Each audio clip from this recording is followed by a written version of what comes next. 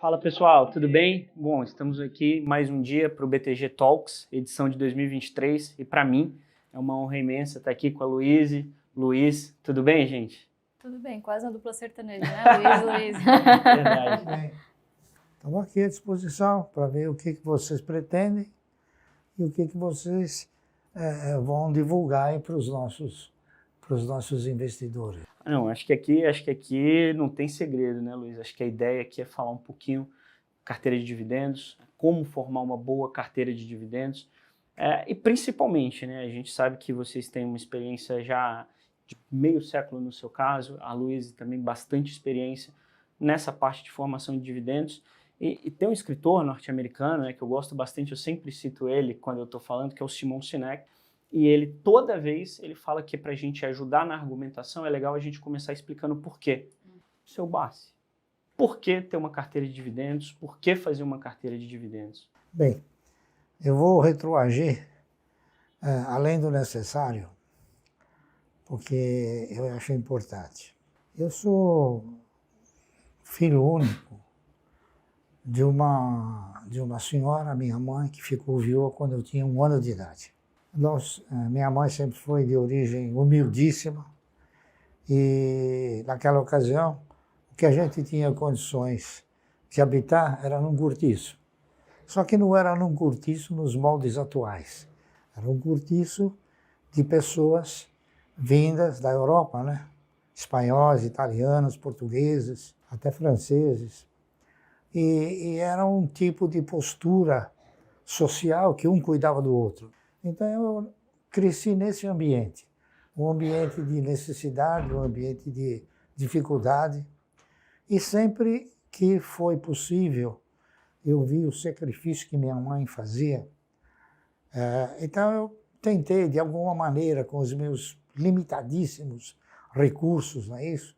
E idade, fazer alguma coisa para ajudá-la, para tentar ganhar um dinheirinho na época, né?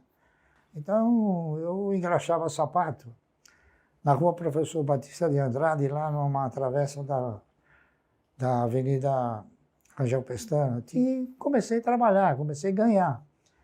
E daí para frente, eu sempre fui procurando fazer alguma coisa. Minha mãe chegou a ser depois contratada para trabalhar numa bomboniere de um Cine Piratininga, lá no Brás, e eu fui ser baleiro, né? Vendia bala. Uhum. Enfim, eu nunca tive vergonha de fazer o que eu fiz, né? Porque eu precisava. Então, esse procedimento, ele interiorizou em mim uma necessidade premente de crescer, de conquistar, não de pedir, tá entendendo? E eu faço isso até hoje. Então, eu fui estudando, fui me ficando mais culto, consegui me formar em contabilidade, depois em atuariais, depois eu me formei em economia, depois me formei em direito e faço hoje aquilo que eu fazia quando eu tinha 9 anos de idade. Está entendendo? Eu também nunca tive a pretensão de um dia ser rico. O que eu tive sempre foi medo de voltar a ser pobre. Está entendendo? Que eu sei o que é ser pobre. Então essa é a minha estrutura. Ao chegar num determinado momento da minha existência, eu percebi um negócio que foi assim aleatório. As notícias que os fundos de previdência privada tinham começado a quebrar, em 1970, 71.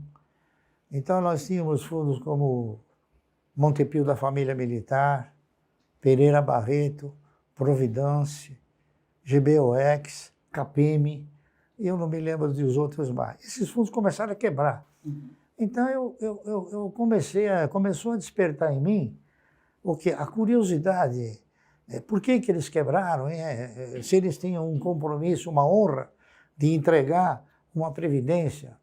Então isso me preocupou e me incomodou muito. Então eu que sempre busquei fugir da pobreza, eu falei, bom, eu gostaria de ter uma garantia, uma segurança, um conforto financeiro. Por quê? Porque já naquela ocasião eu interpretava o seguinte: o cidadão que consegue alcançar um conforto financeiro, ele tem pelo menos 80% dos seus problemas solucionados. E foi o que eu fiz. Passei a estudar assim celeremente, com muito afinco, como tentar conseguir uma renda mensal. Desse raciocínio de renda mensal, evoluiu para a carteira de renda mensal, que o mercado depois acabou apelidando de carteira de previdência.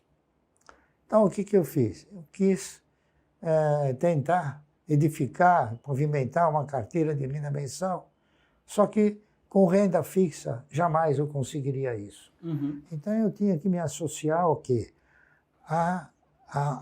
Aquilo que é uma das coisas mais importantes no mundo, tá certo?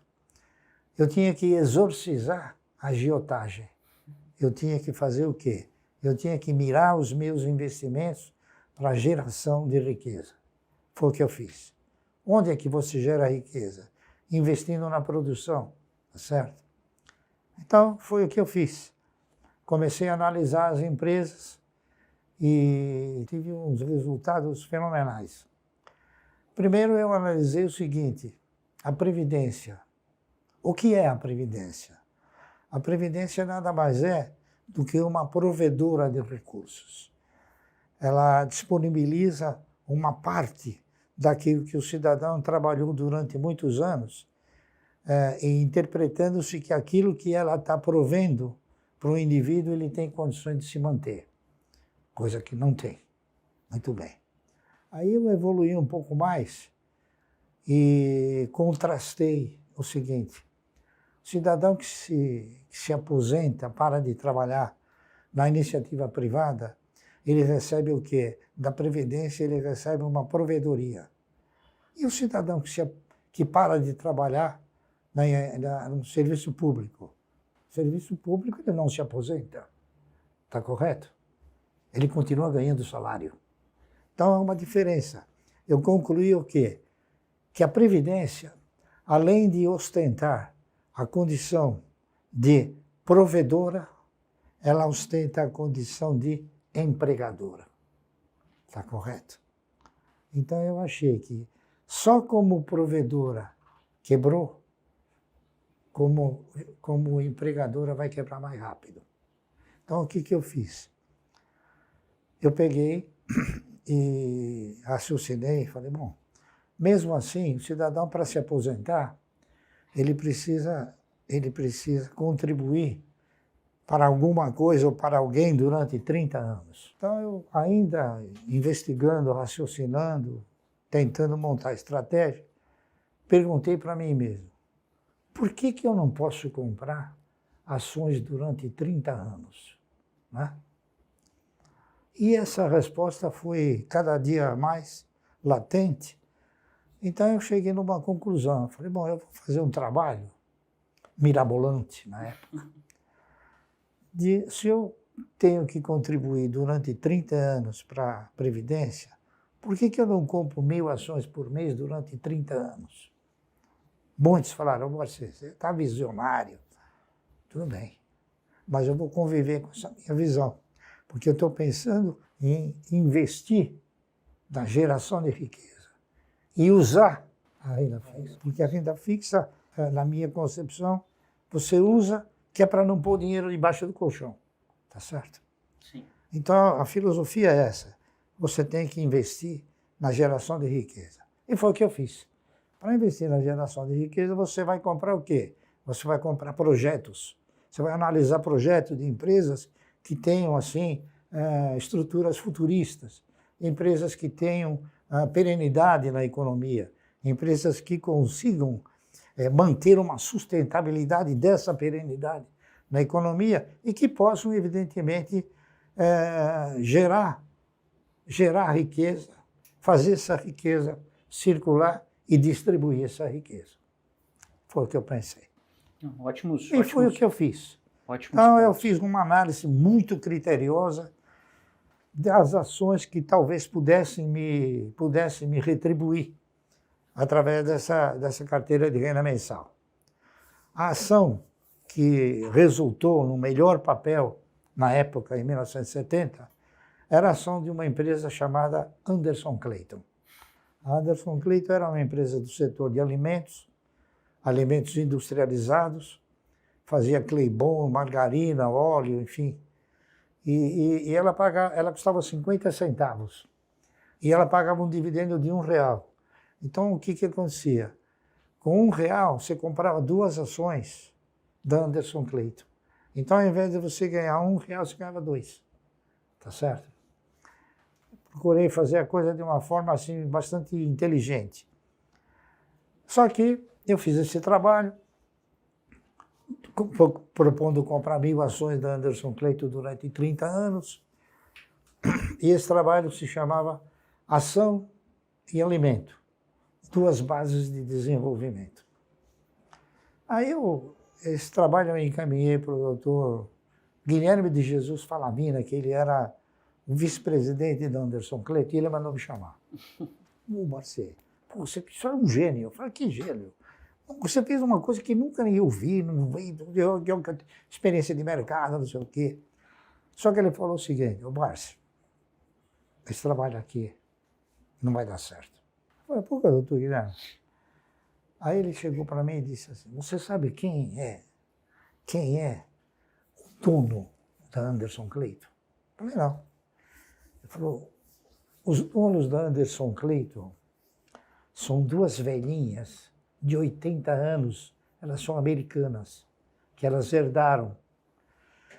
E, sinceramente, a gente não sabe até quando elas vão resistir e vender a empresa. Dito e feito. Uns 5, 6 anos depois, a Unilever comprou a Anderson Clayton. Então, o que eu fiz? Não tinha outra alternativa senão buscar um novo produto para amparar essa minha tese. Aí, então, o segundo papel que mais se aproximava de manter esse critério, porque aí eu já adicionei o critério que a empresa tinha que ter 30 anos, tá certo? No primeiro caso eu não adicionei. Então eu fui para uma empresa que chamava Centrais Elétricas de São Paulo, CESP. A CESP gerava, transmitia, distribuía energia. A CESP era uma empresa que tinha ações ordinárias e preferenciais. A CESP tinha no seu estatuto um dispositivo que obrigava a empresa a pagar um dividendo mínimo prioritário e obrigatório de 10% sobre o valor nominal 1, da época tinha valor nominal 1. Então eu achei interessantíssimo, porque naquela ocasião ainda era possível a cada ano as empresas corrigirem o seu ativo imobilizado, e com essa correção do ativo imobilizado, como a empresa tinha valor nominal, cada vez que ela aumentava o capital, ela era obrigada a aumentar a quantidade de ações. Muito bem. Então, eu comecei a comprar ações da CESP. Fiz o trabalho. Estou com o trabalho aí, se você quiser ver. Claro que quero. Então, o que aconteceu? Eu projetei esse trabalho, elaborei, pus 1 por 1, 1000 ações por mês, como é que faz, como é que não faz, detalhei, pormenorizei. E como eu era um economista novo, etc., querendo sempre com aquela ideia de evoluir, eu me associei à Ordem dos Economistas. Então, tinha um grande amigo, Vitor Davi, ainda é vivo. Ele era diretor da Ordem. E na Ordem tinha muitos economistas que trabalhavam na CESP. Uhum. Um deles, chamado Edgar Baron, eles viram o trabalho e falaram, Barça, eu vou levar esse trabalho lá para a CESP, que a CESP tinha aberto o capital, né? Sim. Aí levou o trabalho, então o professor Garcês, que tinha sido governador de São Paulo, mandou me chamar. Ele e o diretor financeiro, que era um tal de Moacir Teixeira, um cara inteligentíssimo. Cheguei lá, no salão, sou Barça, é o seguinte, a gente olhou esse trabalho aqui, nós vamos comprar esse trabalho. Eu falei, olha, sinceramente, eu não fiz o trabalho para vender. Eu fiz o trabalho porque é uma inspiração minha. Eu fiz o trabalho para mim e para tentar mostrar para os outros, para ver se realmente um dia ele vai funcionar, porque eu não sabia se ia funcionar, não é? Entendeu? Não, mas esse trabalho está ótimo, está não sei o quê, está projetivo, está, enfim, nós vamos comprar o trabalho. Eu vou comprar, eu falei, olha, para que o senhor quer o trabalho? Ele falou, porque nós vamos mandar publicar. Eu falei, então, não precisa entregar nada. Ele falou, poxa, eu vou fazer o seguinte, eu vou mandar publicar, eu vou botar seu nome. A CESP nunca fez isso. Eu falei, oh, fico feliz, né? E ele fez o trabalho e botou no meu nome. Caramba. E agora, outra particularidade. Eu tinha esperança, mas não segurança, que uma carteira de renda mensal pudesse dar resultado, não é isso? Porque é difícil você prever, né, uma coisa tão importante, tão significativa da época, né? Hoje não, mas da época sim. Então eu fui pensando, que título que eu vou colocar nesse trabalho. Se eu tinha tanta confiança nos projetos, e você não compra projeto, é isso? Diretamente. Você compra projeto indiretamente. O que você compra são as ações. Então eu me permiti interpretar o seguinte, se eu tenho confiança que este projeto vai me proporcionar uma renda mensal, então eu vou colocar que essas ações vão garantir o meu futuro. Então eu coloquei ações garantem o futuro. Que já explica muita coisa, né? Que já dizia tudo de mim. É verdade. Está entendendo? É verdade. Ações garantem o futuro. E comecei, fui elogiado. Na época, o presidente da Bolsa, ele me chamou e falou, pô, Barcelo, esse trabalho aqui é inédito, né? Gostei, muito bem, distribuiu. A CESP mandou fazer 5.000 livrinhos. Para distribuir. Distribuiu para os empresários. Todo mundo gostou na época. Uhum. Mas ninguém fez. Só eu. Está entendendo? Porque acho que era o único que acreditava. 8 anos depois, aí fui fazendo, fui comprando 1.000 ações por mês, foi. Até que chegou um belo dia, um dos governadores de São Paulo, o senhor Paulo Maluf, ele havia sido nomeado pelos militares governador. Ele resolveu investir em petróleo, não é isso? E tentou, de alguma maneira, criar uma empresa chamada Paulipetro. Só que não houve possibilidade, o pessoal não quis, a Petrobras não quis. Então, o que ele fez? Ele mudou o nome da CESP. Ao invés de Companhia Centrais Elétricas, que era só energia elétrica, sim, ele mudou para Companhia Energética de São Paulo para poder encaixar a exploração de petróleo dentro da CESP. Com isso, as ações da CESP subiram num preço que nunca havia acontecido. Foram para 1,80, 1,90. Eu interpretei que naquele preço haviam opções melhores no mercado, né? Muito melhores, que pagavam dividendos também regularmente e contemplavam os acionistas de uma forma mais veemente. Então, como o meu projeto era montar uma carteira de renda mensal mais pródiga possível, então eu comecei a alterar algumas posturas.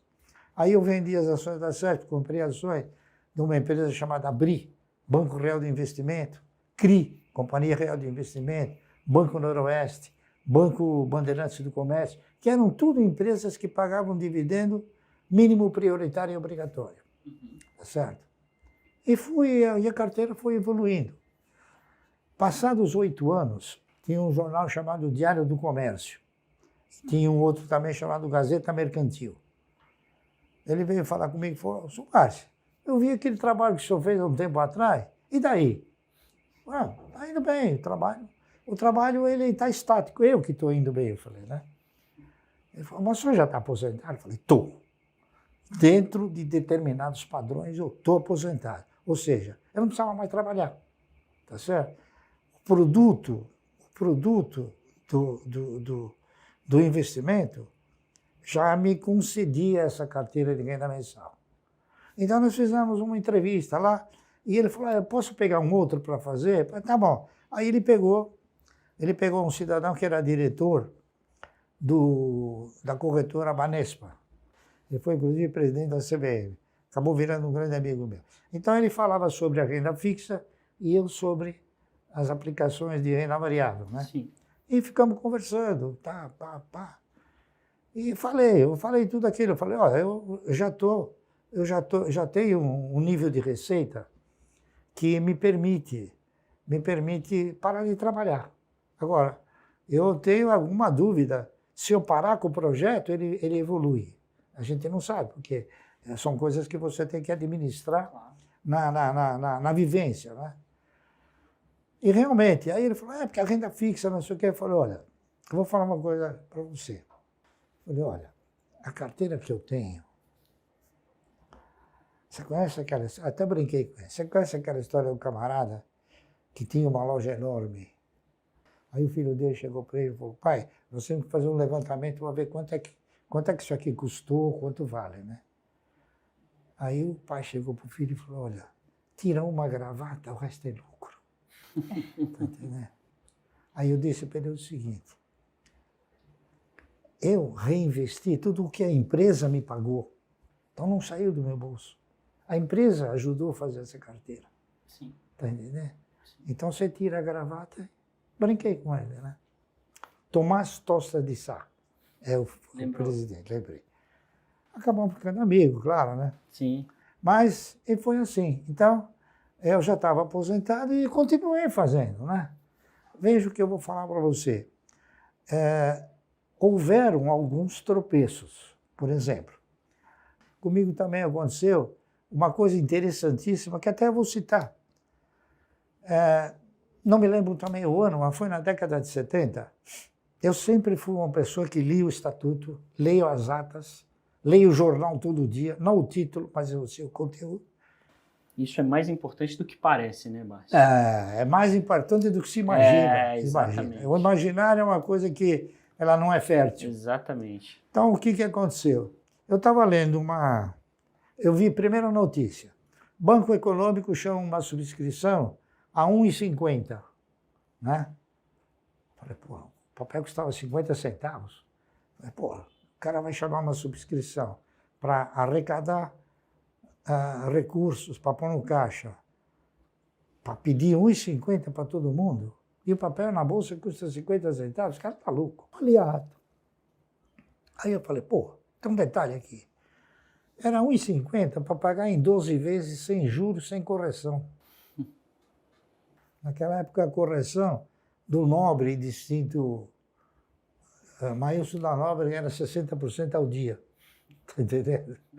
Falei, bom, isso aqui tem alguma coisa que está errada aqui. Eu não sei o que é, mas eu vou ter que descobrir. E, de repente, deu um estalo. Eu falei, bom, o cara, ele vai chamar a subscrição, ele paga 10% e depois ele dá um dividendo. Foi o que aconteceu. Eu cheguei no departamento de ações do Banco Econômico, que era onde é a bolsa hoje, né? Tem aquele portal que tem aquelas moedas grandes, era lá. Eu não tenho ações do Banco Econômico, né? Mas gostaria de ter. Dá para subscrever? Ele falou, dá. Quanto o senhor quer? Ninguém vai subscrever. O cara mesmo falou para mim. Vai sobrar muito. Eu falei, poxa, pode ser 5 milhões de ações? O cara quase caiu da cadeira. Né? Basicamente você na subscrição. Ele falou, o senhor não pode sair daqui. O senhor quer 5 milhões de ações? Vai. Subscrevi 5 milhões de ações lá. Paguei os 10%. Ficou de graça. Sabe por quê? Porque era uma grande jogada do controlador. O controlador fez isso para ninguém fazer. Sobrou tudo para ele. Aí ele começou a dar uns dividendos altos, o dividendo pagou a subscrição. Entendeu? Nossa, não, ótimo. Ainda sobrava. Então sobrava grana. Não, então ótimo. eu acabei ficando sócio do Ângelo Calmon de Sá. E é isso aí.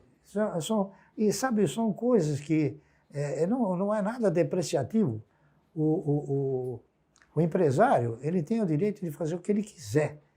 Só que você também tem o direito de descobrir o que ele conseguir, né? Mas você precisa detalhar. Você tem que estar atento, tem que ler. Não, tem bastante coisa do que você falou que eu acho que dá pra gente ficar aqui conversando durante um bom tempo. Mas teve uma coisa específica que me chamou muito a atenção e que é o processo de aprendizagem. Teve um determinado momento na sua fala que você começou de uma maneira e aí quando você foi fazer um segundo investimento, você falou, pô, pera lá, deixa eu melhorar o meu processo de investimento. Claro, e aí até passando a bola um pouco para a Luíse, porque muito do processo de investimento hoje, principalmente dessa carteira previdenciária, passa desses seus aprendizados e passa pela maneira que a Luíse conseguiu explicar e processualizar essa maneira. Como é que vocês fazem hoje, Luíse? O que vocês Antes de você preferem? falar, eu gostaria só de concluir. Claro. Eu em 1970 e 71, edifiquei, construí, pavimentei essa carteira chamada Carteira de Renda Mensal. Ao projeto eu dei o nome de Ações Garante o Futuro, não é isso? E foi. Hoje, eu modificaria o nome do projeto. Por quê? Porque hoje já não é mais esperança. Então, hoje eu colocaria o nome assim: Ações Garantem um Ótimo Futuro. Poxa, excelente nome. Tá Excelente certo? nome, Márcio. É isso aí. Concluí. Ótimo. Bom, vamos lá, né? Muitos dizem que tudo que ele construiu se deve ao fato dele ter sido pioneiro, de ter comprado ações a centavos, né? Entretanto, as pessoas se esquecem do nível de dificuldade que se tinha em investir naquela época. Então, você tinha uma assimetria de informações muito grande, você tinha um custo operacional maior. Então, quer dizer, para você descobrir uma jogada como essa, que é lucrativa, você tinha que ter acesso ao diário oficial, ler milhares de documentos, né? Hoje, tudo a gente vive na era da informação, é tudo muito mais fácil. Então, hoje a tecnologia permitiu a democratização, né? O acesso dos investidores pessoas físicas. Acho que nesse último ciclo de queda de taxa de juros, né, houve o interesse do brasileiro que se viu obrigado a tomar um pouquinho mais de risco, Sim. a diversificar os seus investimentos e olhar para a renda variável de uma outra maneira, né? E eu acho que isso tem muito a ver também com essa nova onda de influenciadores, de educadores digitais, né? A internet é um grande palco, obviamente que algumas pessoas se aproveitam disso e acabam desvirtuando, mas acho que tem muitas pessoas fazendo um trabalho bem legal, acho que principalmente de conscientização, né? Investir é uma tarefa que é uma jornada, né? Não é uma corrida de 100 metros, é uma maratona, né? E obviamente que para você descobrir o seu perfil de investidor, isso demanda tempo, isso demanda o que a gente chama de PDP, prioridade, disciplina e paciência, né? Então, um dos nossos desafios foi justamente pegar esse estudo da década de 70 e traduzir para uma linguagem mais atual, mais jovial, né? E que pudesse ter uma escala muito maior, né? Então a internet, obviamente, permite esse tipo de projeto, né? E foi o que a gente fez. Eu acho que é conscientizar o cidadão brasileiro de que ele não precisa abandonar a renda fixa, né? Ele tem que usar a renda fixa para tentar manter o seu poder de compra ali no curto prazo, manter uma reserva de emergência e uma reserva de oportunidade para manter aportes constantes, contribuir para a sua própria previdência, só que nas empresas, né? Então, veja só, essa questão da fragilidade da nossa previdência social é uma questão que ele se preocupa desde a década de 70 e é um assunto tão atual ainda, né? Então, a gente já rodou algumas simulações. Se você fizer uma contribuição pelo teto, que hoje é de R$ 877, ao final de 35 anos, que é o tempo mínimo de contribuição, você vai ter um total de 0 patrimônio lá na frente, né? Recursos esses administrados pelo Estado, que a gente sabe que é extremamente ineficiente como gestor, né? E distribuidor de recursos. E você vai estar sujeito a um teto ali, corrigido, né? Obviamente, mas daqui a 35 anos o teto seria mais ou menos de R$40 mil ao mês, né? Levando uma correção de 5% ao ano de INPC do teto hoje de R$ 7.500. Essa mesma simulação, esse mesmo aporte mensal de R$ 877, num investimento, sendo bem conservadora, considerando uma taxa de 10% ao ano de rentabilidade, somando dividendos, tudo aquilo que você, né, porque em determinado momento, aquilo que você coloca no bolso, a empresa te entrega Sim. igual, né? Tem uma zona de arrebentação em que a própria empresa, os próprios dividendos da sua carteira já tem uma robustez tal que você não precisa mais tirar do seu bolso. Então, essa mesma projeção de 35 anos no investimento previdenciário em bolsa, uma carteira de renda mensal, como ele fala, geraria um patrimônio de aproximadamente 14 milhões de reais e uma renda equivalente mensal a 110 mil reais. Quer dizer, muito superior, né? E 35 anos passam voando, né? Passam voando. Olha só, desde a tese, desde a pesquisa, foi 1970. A gente já tem 53 anos desde então. E o mais interessante disso tudo é que continua super atual. A gente está falando de uma pesquisa da década de 70. A Luiz não mudou. A Luiz citou vários fatores em que o mundo está completamente diferente. A gente tem uma simetria de informação menor, a gente tem a pessoa física podendo acessar a Bolsa de Valores de maneira mais simples, mas continua válido, né, Bassi? O que mudou foram os valores. A grande realidade é essa. Na ocasião, nós detínhamos, não é isso? Recursos provenientes dos dividendos, recursos menores, é claro, porque a posição era menor. Então, existe também uma coisa, existe um aprendizado do mercado. Nós concentramos o nosso direcionamento, a nossa filosofia, a busca por novas oportunidades e por novos valores, sempre no mercado. E o mercado nos ensina coisas incríveis que a maioria não quer escutar e não quer. Por exemplo, a Klabin me ensinou uma coisa que eu falo para todos e que as pessoas não conseguem avaliar essa simetria. A Klabin me ensinou que dividendo você ganha por quantidade possuída, não por valor aplicado. Sabia disso?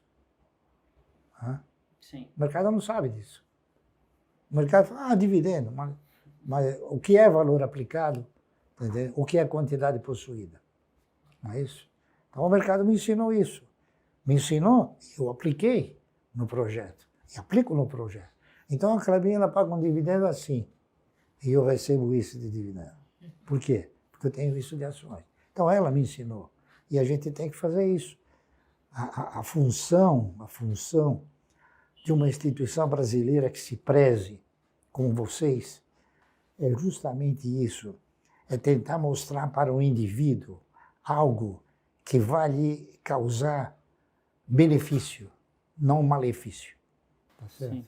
E esse é o meu legado. Esse é o legado que eu quero deixar. Esse é o projeto que eu quero desenvolver. Eu gostaria que nós fôssemos uma instituição que ensinasse a todos como conseguir um conforto financeiro. Tá certo? Exato. Para ser um vitorioso é preciso você se dedicar, é preciso você analisar estratégias, é preciso você seguir parâmetros, ser disciplinado e ter paciência. Sem dúvida, sem dúvida. Eu acho que... Essa é a minha mensagem. Não, e uma mensagem extremamente válida e com muita coisa para tirar, né, Bassi? Eu acho que tem um ponto aqui que eu queria tocar também, que vocês falam bastante, enfim, acho que tem bastante coisa de vocês na internet também, e uma das coisas que mais me chama a atenção é exatamente esse ponto que a gente estava conversando um pouquinho, alguns minutos atrás, que é a processualização dessa tomada de decisão. Porque muita gente, às vezes, entra na bolsa no momento de taxa de juros mais baixa, e aí a taxa de juros começa a subir, a pessoa sai da bolsa, e aí ela acaba vendendo quando está barato, comprando quando está caro, e vocês processualizaram isso durante um período longo de tempo, com o foco de ter uma carteira previdenciária e com foco em alguns setores. Qual que é o principal X da questão aqui? O que vocês enxergam que foi o diferencial de vocês ou o diferencial da carteira previdenciária, da tese Ações Garantem o Futuro, de tudo isso para vocês chegarem onde vocês chegaram e para passar esse conhecimento, como você colocou, Bassi, que é uma vontade sua, para passar esse conhecimento para todo mundo que vai estar assistindo o evento? Eu diria o seguinte, eu diria que tudo é uma questão de você desenvolver e até, eu diria, radicalizar um foco. Então, qual foi o meu foco? Eu quero ter uma carteira de renda mensal. Eu vou, claro, brigar com unhas e dentes para alcançar essa carteira de renda mensal. Agora, o que eu preciso para chegar nela? Eu preciso o quê? Eu preciso estabelecer uma prioridade. Qual é a minha prioridade? A minha carteira de renda mensal. Tá certo? Então, estabelecendo essa prioridade, tudo aquilo que aparece para mim comprar, para mim desenvolver, eu pergunto, é minha prioridade? Não, então não quero. Tá entendendo? Então, Tem que saber dizer não, né? O meu foco é um foco radicalizado. É o foco da carteira de renda mensal. Por quê? Porque se eu quero formar uma carteira de renda mensal, por que eu vou vender? Senão eu não tenho. Se eu vender, não tenho mais a renda mensal.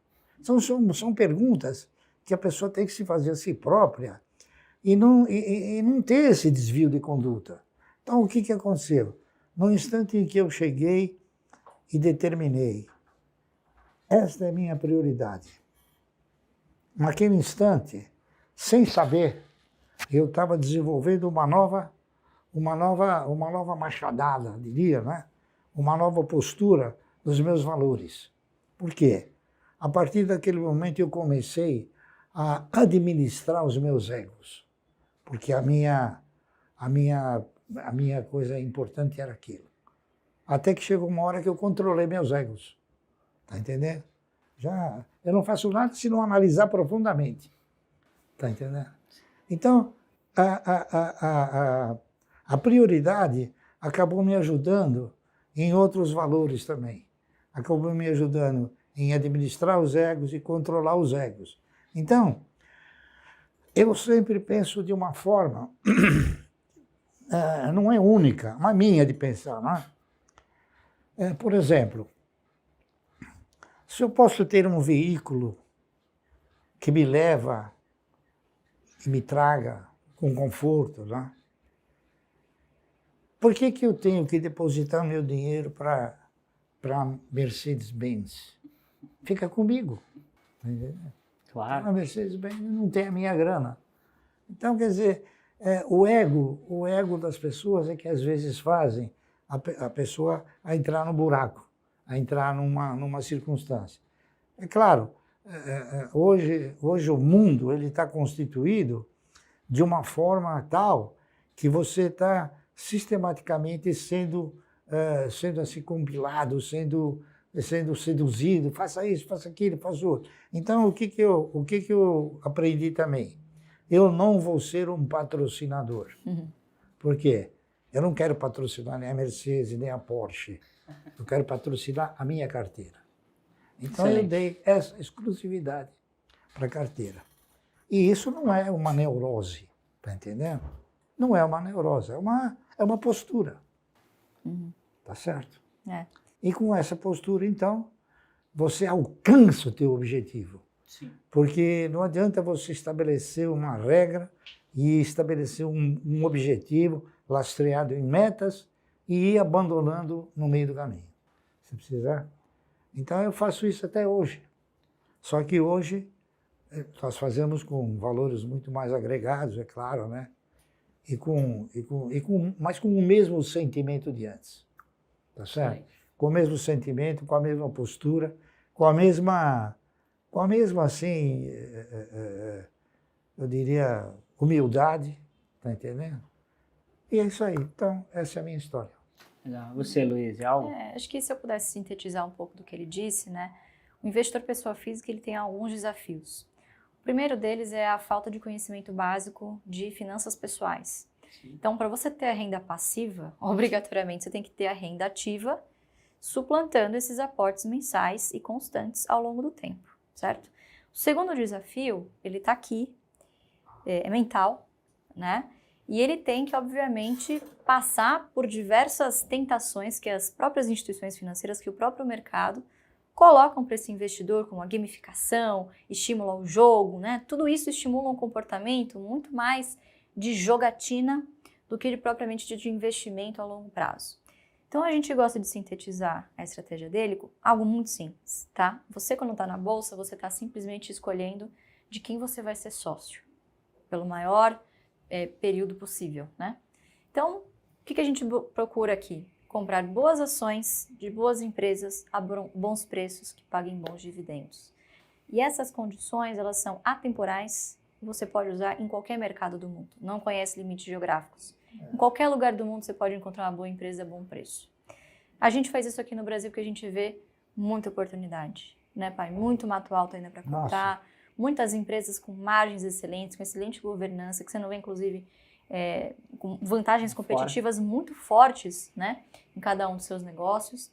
E o que a gente busca são negócios, na medida do possível, que sejam perenes, que consigam gerar um bom fluxo de caixa, né, porque acho que a grande diferença daqueles que procuram crescimento, que esse crescimento pode não vir, todo o valor desse tipo de empresa está na perpetuidade, certo?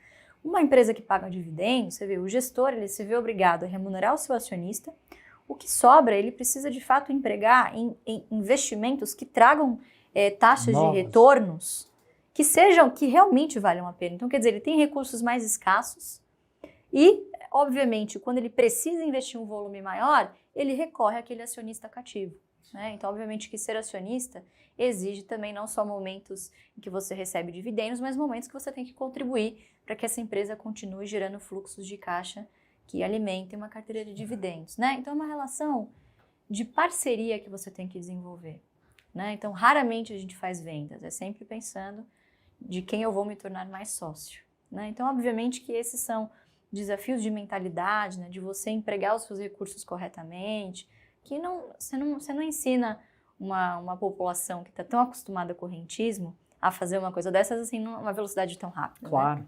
Então, imagina, ele vem fazendo isso desde a década de 70, a gente vem fazendo desde 2018. Então, é um trabalho de formiguinha, é um trabalho geracional também. Então, a gente acredita que a próxima geração vai estar muito melhor informada pelos seus pais, né, pelos seus familiares, de como seguir essa trajetória. Né? E depois eu gostaria também de fazer um complemento que me parece agora oportuno. A nossa postura, quando desenvolta na questão de montar a carteira de renda mensal, ela combinou alguns valores, não é isso? E qual um desses pensamentos? Eu tenho condições de ser dono? A pergunta. Não. Então eu posso ser parceiro? Pode. Eu posso ser dono do Banco do Brasil? Não, jamais. Mas eu posso ser parceiro, por que não? Então, eu falei, poxa, eu vou ser parceiro do banco. Hoje eu sou o maior acionista pessoa física do banco, você acredita? Acredito. Por devagarzinho. Então, por que o camarada não pode ser parceiro? Então, isso daí estimulou em mim uma postura seguinte. Eu não quero ser um acionista minoritário. Eu quero ser um pequeno dono. Tá entendendo? Eu quero mudar a minha posição. É pequeno dono. Eu sou um pequeno dono. Tá entendendo? Por quê? Porque o dono não vende as ações. E o pequeno dono também não tem que vender. Tá certo? Ele compra. Então, e outra coisa, você tem que associar a evolução da carteira de renda mensal à evolução da quantidade de ações. Então, isso é mais do que óbvio, né? Só que as pessoas, às vezes, não analisam com profundidade. Então, observando esse critério de querer ser pequeno dono, por exemplo, hoje eu sou um pequeno dono da Klabin. Você conhece a Klabin? Claro. Uma das maiores empresas do país. Né? Uma empresa que ostenta a direção que este país precisa. Ela investe na geração de riqueza. Ela gera riqueza, ela faz essa riqueza circular e distribui essa riqueza. Está entendendo? Tomara muitas empresas tivessem a filosofia que tem hoje a Klabin. E assim sucessivamente. Então eu sou um pequeno dono da ES Brasil, sou um pequeno dono da Suzano, sou um pequeno dono do Banco do Brasil. Aliás, do Banco do Brasil, sou o maior acionista pessoa física. Sou um dos maiores acionistas do Banco Santander, pessoa física. Tudo não é pessoa física. Sou um grande acionista, talvez, não sei, não é por uma miragem e nem por uma visão, mas sou um grande acionista de uma empresa chamada Unipar. Tenho 20% das ações, sou vice-presidente do Conselho de Administração e não quero outros, tá entendendo? A ação da qual a gente participa custa R$70 no mercado, em função do quê? Em função do direcionamento e da diretriz que você coloca na empresa, que o dono é um grande camarada, um amigo, né? E um camarada que conhece, sabe e gosta de investir, acha que tem que se investir nesse país. Mentalidade essa que está praticamente exorcizada da maioria da população. Então, a gente procura ser o quê? Um vitorioso nato. A gente não aceita a derrota. Mas a derrota ela é inerente do fato, né? Sim. Só que a gente tem poucas derrotas. Importante ter menos, né? E a gente briga para não ter, entendeu? Exato. Então é isso aí. A gente procura desenvolver um negócio chamado o óbvio, coisa que o brasileiro, lamentavelmente, por força de uma série de circunstâncias, ele desenvolve a fantasia. Uhum. Gente, acho que foi uma aula para todo mundo. Já até encaminhando para o final aqui do nosso bate-papo, tem alguma mensagem final que Luiz, vocês gostariam de deixar para quem está assistindo a gente? Bom, a nossa mensagem, a minha mensagem pelo menos é o seguinte: o mercado de valores não é esse fantasma que muitos apregoam ser. O mercado de valores é um instrumento da economia que deveria ser direcionado de uma outra forma. Lamentavelmente, eu considero isso, é uma definição minha, nós somos um país que tem uma bolsa rica e um mercado pobre. Por quê? Porque aqueles que deveriam fazer alguma coisa pelo mercado, não fazem pelo mercado, fazem para o seu benefício próprio, correr atrás de emolumentos, fazer com que hajam movimentações estratosféricas para poder se beneficiar de emolumentos e corretagem. O mercado precisa o quê? O mercado necessita de uma estrutura educacional, como a minha filha está desenvolvendo. Ela está fazendo o trabalho que o governo devia fazer. Está entendendo? Mostrar para o cidadão o caminho do investimento através do investimento na geração de riqueza através das ações. O futuro não deste país, o futuro de todos os países é justamente esse. É você investir na geração de riqueza para que você possa gerar o quê? Tributo, emprego, entendeu? Eu vejo as autoridades, grandes autoridades, chegar até falar, não, investe em outro país. Isso aí é ridículo, né? Você tem que investir aqui. Agora, por que o cidadão não investe aqui? Porque se ele investir em outro país, o custo dele é bem menor do que aqui. Então, o empresário, ele quando toma a iniciativa de edificar um negócio, é claro, esse negócio ele tem que ter duas coisas fantásticas. Ele tem que ter custo e lucro, né? A pretensão aqui é que o cidadão não tenha lucro. Então, ele não pode ter o negócio. Tá correto? Então, você tem aqui uma série de ingredientes que maculam, que prejudicam essa filosofia. Primeiro você tem um tributo arrasador, tá correto? São 34% que se paga, é uma coisa fantástica. Você tem o custo trabalhista, que é extremamente oneroso, com benefícios e direitos incalculáveis, coisas que não existem em outros países e que não é desumano, tá entendendo? A verdade é essa.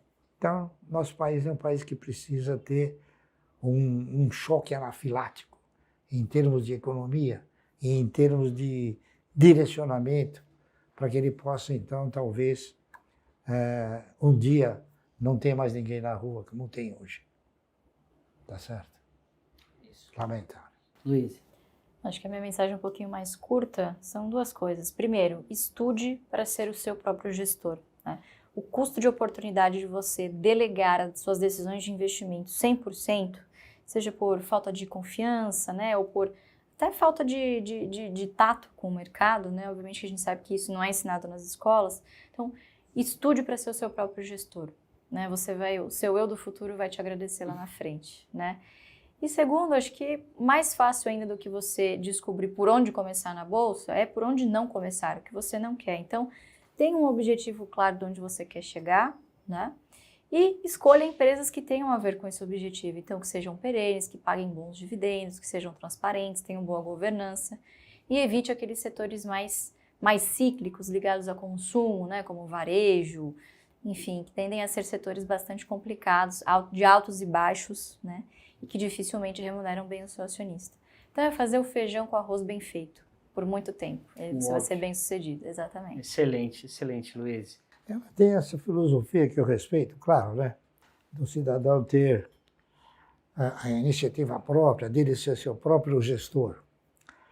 Mas é muito difícil você ser seu próprio gestor, porque dificilmente alguém conseguiria alcançar a experiência que a gente conseguiu. Tá entendendo? Então, é como na medicina, né? Se você fica com um problema, o que você faz? Você não vai estudar medicina? Você vai no médico, não é isso? Aí o médico fala, toma esse remédio. Você não vai estudar medicina e falar, não. No mercado também é assim. Você tem que procurar um bom profissional, aquele que realmente ostenta uma postura de raiz de mercado, aquele que tem condições de te proporcionar um bom direcionamento, tá entendendo? Então, e o aprendizado do aplicador, ele vai se processar com o tempo, tá entendendo? Se de repente você não consegue. Excelente. 50 anos. Não é da noite pro dia, ainda estou né? aprendendo. É verdade, é verdade. Pessoal, mais um bate-papo. Luiz, família Barsi, obrigado, gente. Até a próxima.